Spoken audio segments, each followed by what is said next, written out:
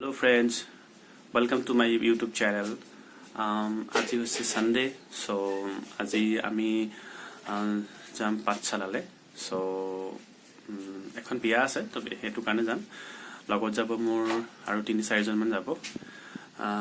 তো ভাবিলো আপোনালোকক লগত লৈ যাওঁ, কি চাওঁ আৰু আপোনালোকক কি দেখাব পাৰো। so ঠিক আছে, ৰেডি হৈ লওঁ, তাৰ পিছত আকৌ লগ পাম। ঠিক আছে। গা পা ধুলো, গা পা ধুই ফ্ৰেছ হলো, ফ্ৰেছ হৈ এতিয়া অলপ ওলাইছো লাহে লাহে। সময়টো অলমষ্ট 7:30 হৈ গৈছে।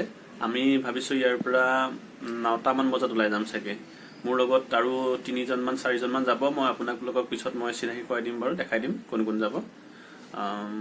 ঠিক আছে, প্ৰথমতে মই চাহ একাপ খাই লওঁ, তাৰপিছত আকৌ আপোনালোকক মই লগ পাই আছো। বহুত দেৰি ৱেইট কৰাৰ পিছত আমি এতিয়া যাব ওলাইছো। টাইম হৈ গৈছে অলমষ্ট 10টা। তো 1 মিনিট পিছফালে এজন, ঠিক আছে বাৰু।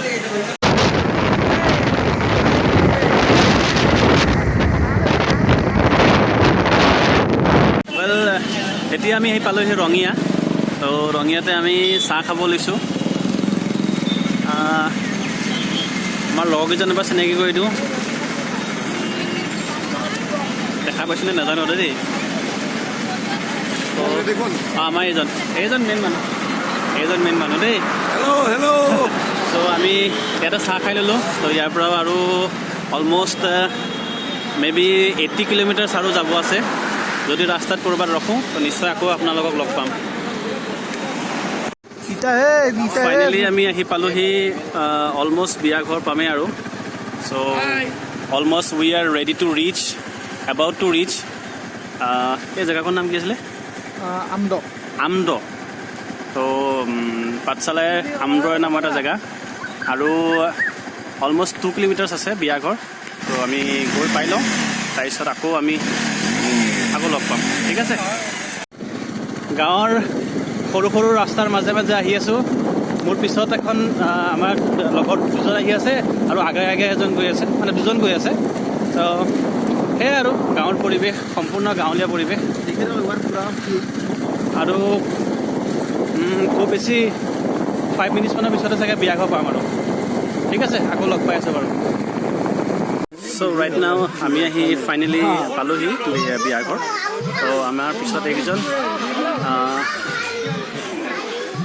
পৰিৱেশটো চাই লওঁ, বিয়া ঘৰ। চ' ঠিক আছে, আমি বিয়া ঘৰত সোমাই লওঁ।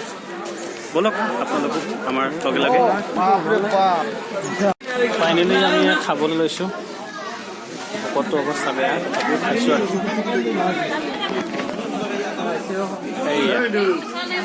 খাই লওঁ। খাই বৈ আমি পিছফালে আহিছোঁ অকণমান। এইফালে খেতি কৰা আছে, এইবোৰ খেতি, এইটো ফুলকবি চব খেতিয়ে কৰা হৈছে। এনে চাম বুলি আহিলোঁ পিছফালে। এনেকুৱা পৰিৱেশবোৰ এনেও ভাল লাগে। লোকেল খেতি পৰিৱেশটো এবাৰ চাওক। আমাৰ লোকেল খেতি হয়, লোকেল খেতি চাইয়ে ভাল লাগে, বিৰাট ভাল লাগে। চাই লওঁ এবাৰ, দৃশ্য খাই লওঁ। এইটো বহুত ধুনীয়া পৰিৱেশটো। এইটো ফুলকবি, এইটো লোকেল একদম। পৰিৱেশটো বহুত ভাল লাগিলে, তো ভাবিলোঁ আপোনালোকৰ লগতো শ্বেয়াৰ কৰি দিওঁ। চ' এইটো পৰিৱেশটো। এতিয়া আমি যাবলৈ ওলাইছোঁ। বহুত দেৰি হ'ল, অলমষ্ট 5টা মানে 5:30 বাজিলে চাগে। তো গৈ থাকোঁ লাহে লাহে ৰুমলৈ। আন্ধাৰ হৈছে আৰু। সেয়া আমাৰ লগৰখিনি।